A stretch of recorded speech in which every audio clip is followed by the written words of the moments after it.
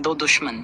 घने जंगल में एक दलदल के पास कई सालों से एक चूहा और एक मेंढक रहते थे। दोनों अच्छे दोस्त थे और अक्सर आपस में बातें करते रहते थे।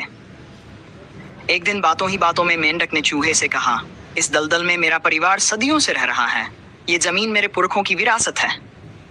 ये सुनकर चूहा भड़क गया। उसने जवाब दिया, मेरा परिवार भी यहाँ कई पीढ़ियों से रह रहा है। ये जगह मुझे भी मेरे पूर्वजों से मिली है। ये मेरी भी विरासत है। बस फिर क्या था, दोनों बहस शुरू हो गई।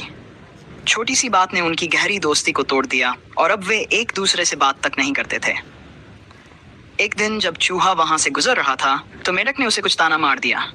चूहे को यह बात बहुत बुरी लगी। उसने बदला लेने की ठान ली। अब वह घास में छुपकर बैठ जाता और जैसे ही मेंढक वहां से गुजरता वह उस पर हमला कर देता।